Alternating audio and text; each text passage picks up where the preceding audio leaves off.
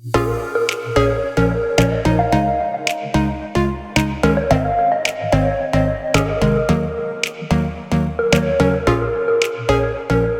back to the Practical Church Podcast. My name is Dylan Dotson, and this podcast is all about helping you plant and grow healthy churches. Today, I'm going to share with you 6 ways to build trust through church transparency. How to be transparent in a way that makes your people trust you. That's what we're getting into today's episode. And as always, Practical Church is brought to you in partnership with Mission Support. They come alongside pastors like you to give you expertise to do the things you might not want to do. So again, things like SEO, payroll, websites, any other one of their services. Check out missionsupport.com. Let me just say this. If you've been listening to this show, watching this show for a while, we talk about mission support every episode. It's time. If you haven't checked them out, go to missionsupport.com. A lot of great things. They don't lock you into contracts. And so a lot of things that you might be stressed out about, they can help you with. SEO, payroll, websites, payroll, graphics, websites, social media. Check them out, missionsupport.com. And now let's get into today's episode.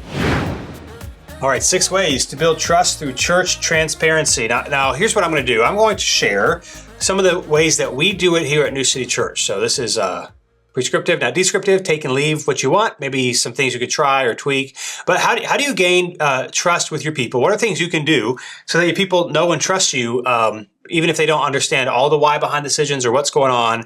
They feel like you're being intentional with them by letting them know what's going on. They'll be more likely to serve, to give, to be excited to dive in if they trust the church and the church's leadership. So some of these things I've shared before, some of the things might be a little bit new, but these are 6 ways to build trust with your people through being transparent at your church. Just small, easy things you can do for your people. Okay, so again, this is what we do at New City. I'm sure there's other great options as well, but you're going to take and leave, and maybe this can help you out in some ways. Number 1. We send quarterly giving statements. So I've talked about this before. We talked about money. You know, the typical church will send an end of year giving statement to kind of say, here's the finances, here's your tax thing, whatever. We do it quarterly for a couple of reasons. One is it does help financially because it shows people here's how much you've actually given. And especially for people that maybe don't budget or don't track their expenses, they can assume they've given a certain amount or given more than they have, and they realize, oh, I actually haven't. So it shows them. And also, like, if there is any errors or anything missing, every once in a while somebody will email us and say, hey, I don't see this or I'm missing this, and it allows us to like find it then as opposed to at the end of the year. And so what we do is the first quarter of the year, they'll get their giving statement for June through March. Second quarter, they'll get January through March. The second quarter, they'll get their giving statement January through June, and then January through October, and then through the whole year. We also at that time kind of share our financials, where we are as a church, our budget, what we spent, what we've taken in, that sort of thing. And so it does, help people say remind people to give if they haven't. But also it's not like kind of the culturally expected practice. And so it's more frequent. So it shows listen, we literally do not have anything to hide and we want you to know about our church's finances. So it's a way to go above and beyond what is typically expected, which helps garner trust. And so again, however you do your end of year giving statements, I would just do once a quarter and it goes to an email address. Obviously, if you have a giving unit or a family, it just goes to whoever the giving is associated with on our website, or not our website, on our database or whatever, if they give online, that sort of thing. But it goes to them and they get their giving statement, they get the finances, and they get a couple of updates of how things are going and things they can be praying. And so that's a really simple thing. Just once a quarter, write an email, give them the updated financials, thank you for giving, attach their giving statement. Again, people don't actually need a giving statement 4 times during the year. But it's a way to be proactive, sharing financial information that they might not have thought of or asked otherwise. And it shows them that you really aren't trying to hide anything. So it's a small thing, but I think it's really helpful. Quarterly giving statements, number 1. Number 2, one of the things we also do here at New City Church, we do a quarterly all-church Zoom meeting. So again, it depends on your church ecclesiology, tradition, members meetings, that sort of thing, once a month, however you want to do it. We do over Zoom. Obviously, nothing is as good online as it is in person. The nice thing about the Zoom, why we do it over Zoom, is that people can register, and even if they miss it, they can be sent the replay afterward. Not everybody registers for our quarterly online Zoom meetings, but it does just say hey, we're trying to tell you information. And so whether or not, again, people actually read the quarterly giving statement or they sign up and they participate in the quarterly Zoom meetings, it just shows hey, we are actively trying to tell you what's going on in the church and answer any questions. When people sign up for us, there's a little on the form, there's hey, do you have any questions? Like, for example, the next one we're doing is right around this time this episode's recording. We're moving in the middle of June. And so our next Zoom meeting is really all about the move. And so they have people already kind of gather like what questions you have to make sure that I can actually answer them for you, that sort of thing. So we do it once a quarter. Typically, it's about 20, 25-ish minutes, and then there's time for Q&A. And typically like a little bit of a financial update, of upcoming events, things that we're thinking through or praying through, and needs that we have. Again, this next one for us is pretty much all going to be about the move because there's a lot of moving parts with it. But it's just a way for people to get their questions answered. And you'll find too that like a lot of times people will have questions and they won't ask them, but it doesn't mean they don't have them. And so just trying to create space where maybe some other questions are answered or maybe think of other ones to ask. That's what we do. And so again, like just practically how it works, I use JotForm, which is free, and I sync it to Zoom. And so on JotForm, they can put out their information, and it automatically, when they register on the JotForm link, it automatically signs them up to the Zoom link, and it sends them all information. I mean, you could set up other forms on your website, that sort of thing too. But that's how we do it. They get a reminder when they sign up, and they get a reminder like an hour before, and then I take all the emails that registered, and I send them the recording. I also, every Thursday, we send a weekly church newsletter. I also put the Zoom link in that as well. But people that sign up, we typically do it on Sunday afternoon, and they'll get it on Monday. And again, it's like not necessarily earth-shattering stuff, but it's intentional ways to say we have information we want to share with you, and we want you to be able to ask any questions that you have. And so again, depending on church size, this kind of matters how you do it. For us, we've never had an issue. So we do Zoom. They have to sign up for the link, and then when they join, we have to have someone accept them as they're joining. I have everybody muted and their video turned off. Now, granted, somebody could unmute themselves and start asking questions, but we never had that issue if you're nervous. And then at the end, we have a chat box or people can just unmute themselves and ask a question. Because again, like most people don't do that. And so I always say during the Zoom call, put your questions in the chat. And at the end, has anyone got any questions? Again, it might make you nervous between who might say something. Well, we've just never had any issues with it. Maybe in the future it could be different, but it's always worked well for us. And again, a couple weeks before the Zoom meeting, we kind of tell people what's coming up. We email people, all that sort of thing. Not everybody signs up for it. Not everybody watches it. And to me, I want as many people as possible to watch it, to know what's going on.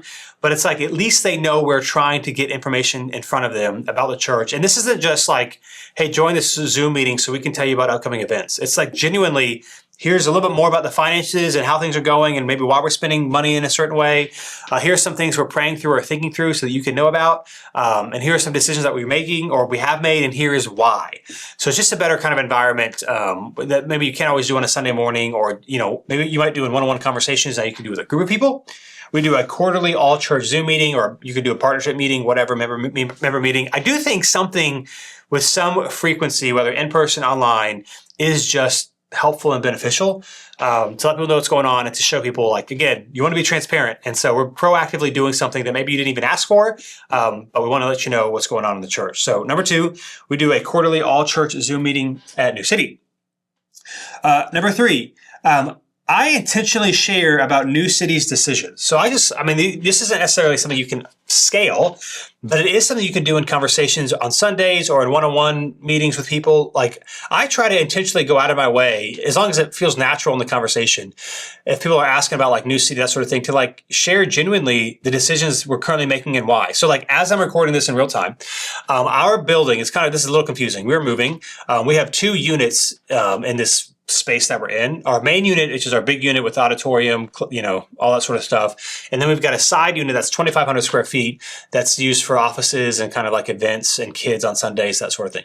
Well, after going back and forth with our current landlord, it does appear that we are going to keep our side unit, our smaller unit, because they came down on their asking price. And we were just here's how much we'll spend, and we're not going to spend any more. And we understand if you don't take it, but we'll keep it. And so yesterday, I recorded this on a Monday. As of right now, on a Sunday, I was explaining to a couple people, they're talking about the move. I was yeah, it looks like we call it our gathering space. So I'm explaining how we're going to keep it, how we're going to rent it out on Sunday mornings and afternoons to other churches to help make some of the rent difference and what we're going to use it for. And it's just I've learned you don't want to overwhelm people with information. And, some people, maybe you should share certain things with, and some people you shouldn't. But just letting them know, here's what we're thinking about. So this also, last week, we got a box truck donated to us from another church who was buying a bigger truck. So I've been sharing that with our people and how much money that saved us and where we're going to park it. And so my encouragement, again, is just intentionally share about your church's decisions when you're talking with people. Again, that's appropriate, that you can share, because it lets people know, in my experience, you can tell people the decisions the church has made, But there's something different and special, especially when it comes to trust and transparency, when you can spend a few minutes explaining why and the thought process. Because the people at your church, they are not dumb, but if they're not in vocational ministry, they don't really maybe necessarily understand all of the reasons as to why certain decisions are made, just like you wouldn't understand certain reasons why decisions are made in their job. And so everyone's just kind of focusing on themselves and how a decision affects themselves or what they would do if it was up to them, not really understanding the full picture. So be able to explain the full picture of why certain things are going on. I think it shows people, oh, I didn't think about that. And oh, my church has actually thought through what it is actually doing. And so I just would really encourage intentionally sharing about, in our case, New Cities, but whatever your church's decisions are, in appropriate matters. Again, what I have learned is you don't want to word vomit or overshare or talk about decisions that you're not sure what to do yet, because it can kind of seem like you don't know what you're doing. But if you have a pretty firm idea of here's what we're doing and here's why, in your one-on-one meetings and your conversations, when people are asking how things going, share, because I think it builds trust and it shows them you've actually thought about it. And also it allows to maybe elicit some questions that you might not know that people have, because it's like, oh, we're doing this. And oh, I don't understand what's going on there. So when you share it with more people or at a Zoom meeting or on a Sunday or whatever in a group, you can anticipate some of the questions. And so again, number 3 is intentionally share about your church's decisions and one-on-one conversations about what's currently going on and why you're doing what you are doing. I think it helps with transparency and it helps to build trust. Number 4, talked about this again as well before, is a first-time giving email. I mean, I've hardly ever does anyone ever respond to the email that I send out when somebody gives for the first time. But again, it's something that is not expected and maybe different than what they've experienced. So it shows, oh, they actually are serious about this. And can I just say, they noticed that I gave. Whether it's $20 or $2,000 or whatever, it's like they noticed. And so every time somebody gives, regardless of the amount, they get this email that I have written up, and I'll maybe personalize it a little bit if I know them, and just say, hey, thank you so much. It says something to the effect of, it's like 5 sentences. Thanks so much for giving for the first time at New City Church. We are really grateful for your generosity. New City exists because of generosity of people like you. Something to the effect of we take your giving really seriously, and so you're going to receive a giving statement once a quarter from us, just so you know where our finances are. And if you ever have any questions about our finances at New City Church, please ask us. It's worded better than that, but it's essentially, thanks for giving for the first time. We take your generosity seriously. We take our finances seriously. We send a quarterly giving statement to this email. And if you ever have any questions, please let us know. And I just think, again, there's 2 things. One, it is just helpful to acknowledge that I gave you money, whether it's $20, $2,000. It's like, did somebody see it and can somebody say thank you? And then also, like I said, it builds trust. And again, there's different philosophies on this. If you've listened to Practical Church, you might know my stance on it. I think generally speaking, the lead pastor should look at the giving if they want. About a lot of other things that are going on in people's lives. So it's helpful to know who's been giving, who's generous. And I know the whole, I might treat them different if they give or if they don't give. I can only speak from personal experience. It does not affect me. And it's also you don't do that in other areas. So for example, who your community group leaders are, or if you have leaders, however you call them, small group leaders, for example, who serves a lot and who doesn't ever serve at your church. And does that change how you view them? And does that allow you to appreciate people who go above and beyond and are sacrificial and consistent?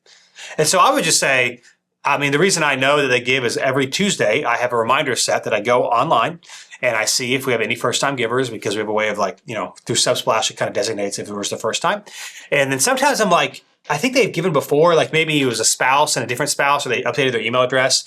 And so then I'll go into Planning Center Giving and I'll just double check, have they ever given before? Because Subsplash is just online giving, which is predominantly how people give, especially if they give for the first time.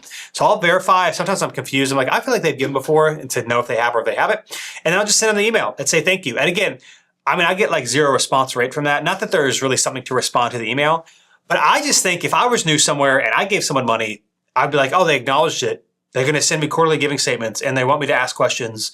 I appreciate that, especially you don't know people's church experiences and how, the media in general shapes churches like a bad thing. Everybody's after the money and that sort of thing. Now, from experience that that's not true, but not everyone else actually knows that. And I think too, especially if somebody is a new follower of Jesus or starts to give, not just for the first time at your church, but maybe the first time ever, I don't know. I think it's just encouraging to know it was seen and we appreciate you and thank you, especially from the lead pastor. I think it's helpful, especially, depending on the size of your church, maybe, but I think it's helpful. That's what we do. We've always done it for a long time. So I'll just say number 4 is a first-time giving email. Number 5, reiterate that you welcome questions. Reiterate that. In other words, like say it a lot. Now, again, a lot of people just will never ask questions. It doesn't mean they don't have them, but they certainly will never ask them if they're never told. And so what I like to do in one-on-one conversations, sometimes people will be like, oh, your church or whatever. I think it's kind of funny, always correct people when they say your church when they're talking to me. And I'm like, no, man, this is our church. It's like, especially if you give, you serve, this isn't my church. So somebody, for example, our church, again, this is how we do it. It's not a massive church, so it's easier for us. Sometimes people want to use our facility for like a baby shower or whatever. And if you're a member or if you're a partner in New City, you get to use it for free. Generally speaking, I mean, maybe a wedding would be different, although it's not a great wedding venue. But like if somebody at New City wants to use this for something, they could use it. And so the other day, someone had a baby shower, and I was talking to the husband, and he was like, hey, thanks so much for letting us use your church for the baby shower. And I was like, hold up, man. This ain't my church. I was like, this is your church. You used your church for the baby shower, not mine. And I know this is just semantics, and I know what they mean, like maybe your leader or whatever, but it's just like, it's a helpful way to reassure people, this is your church. Like you have ownership. And so I'll just say too, with asking questions, like I would say like our quarterly Zoom meeting, again, it's not like we get a ton of questions, but at least we ask. In my one-on-one conversations with people, I always tell people, like the first time giving email, you can ask questions.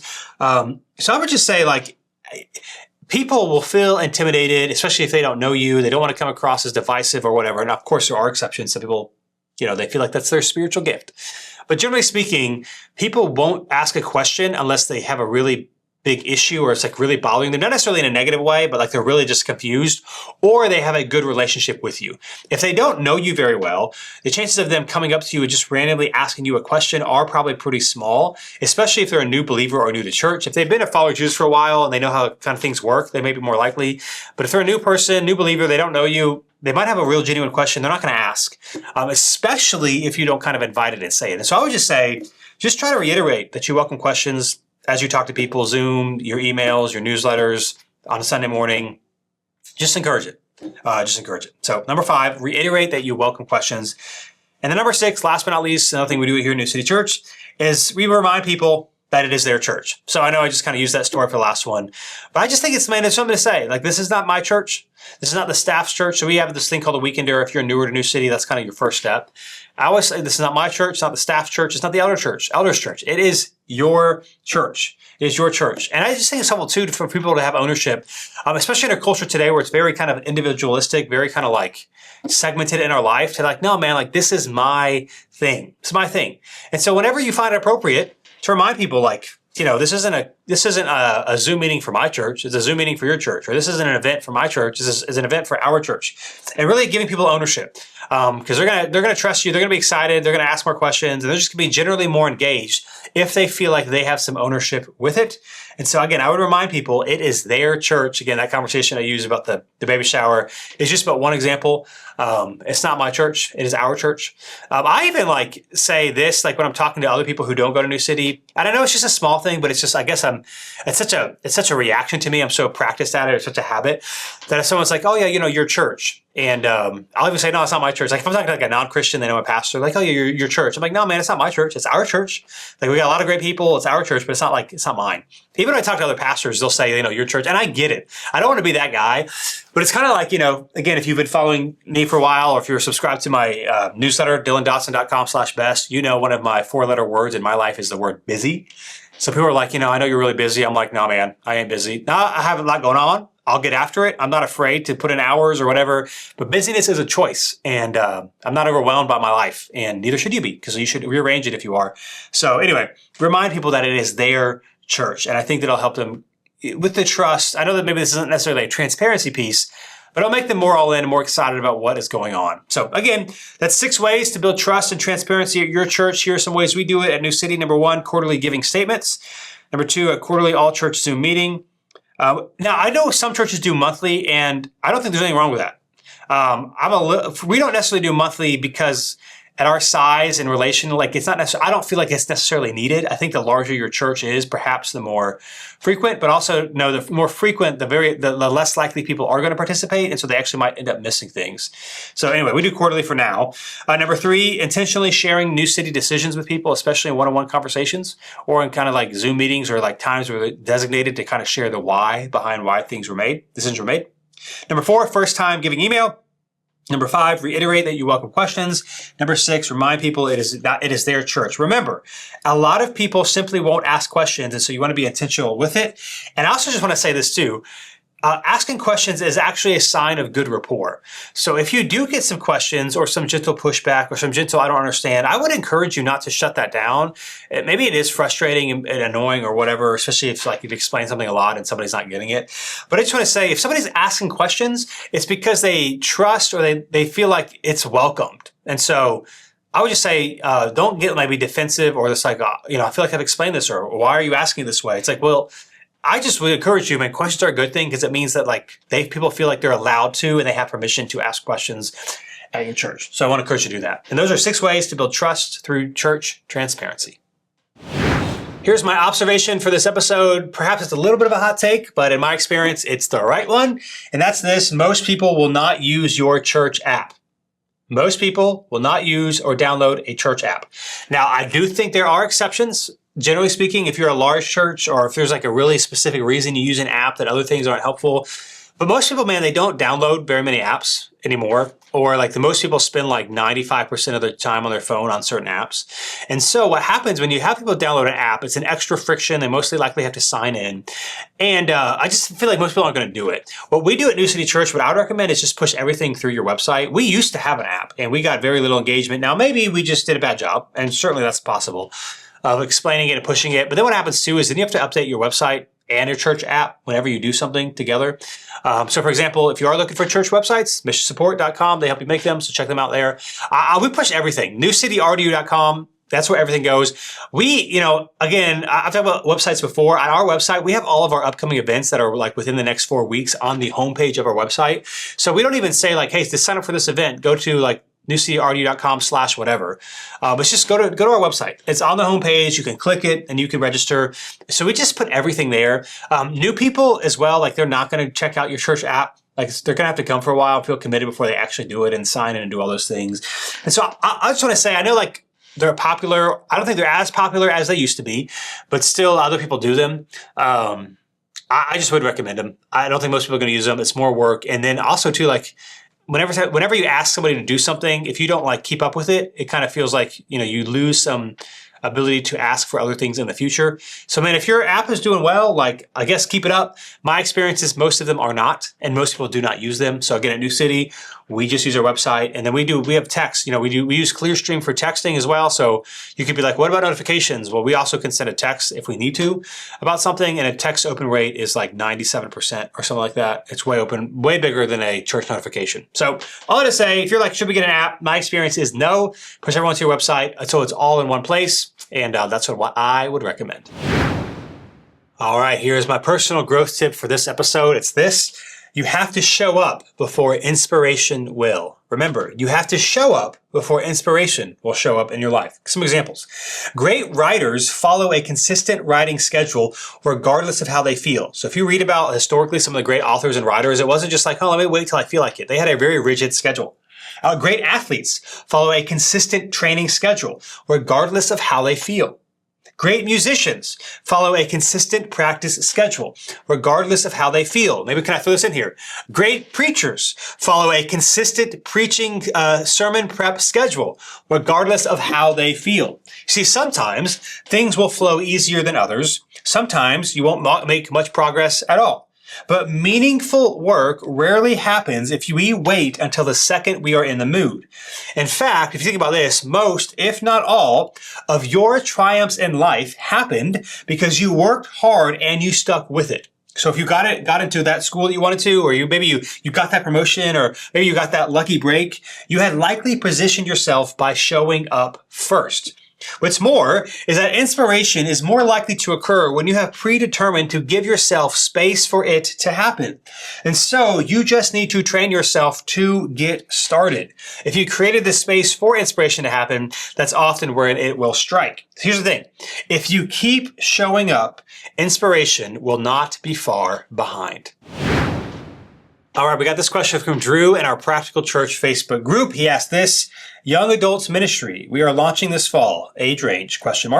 What have you seen? What have you seen be successful? And then he had a poll, and there was different options in the group. It was like 18 to 35. I think it was like 22 to 30, 18 to 28, 18 to 25, that sort of thing. What's the best option? So to be clear, New City does not have a young adults ministry. We're just not in the size where we necessarily need it, and we have young adults is our primarily biggest demographic. I'm not against the young adults ministry, so I'm just saying we don't have one. So I just want to caveat, someone with more experience obviously would have a better answer to this. But I have experienced them. So in college, I was part of a very large church with a very big college ministry. And it was like my sophomore year, it transitioned. It was like a young adults ministry, and it transitioned just to college only. And the reason why is, here's what they found. That college students or college age students, 18 through 22, 23, that sort of thing, they don't mind hanging out with like older people, but non-college age does mind hanging out with college age students. Now, again, it's probably maybe different if it's like not as many college and young adults, but like we were, it was right next to our university. So it was very much like college and graduated. And so they found like trying to cater to both when it was primarily college students and young adults like weren't really sticking around. They shifted their focus and just did college students, and it actually was much better for the ministry. I'm not sure if they did anything in particular for young adults, but like it was just college. And so I always say like the whole like 18 to 35, which is kind of maybe the general speaking young adults, like obviously that's way too big. I mean, I'm 30, about to be 35.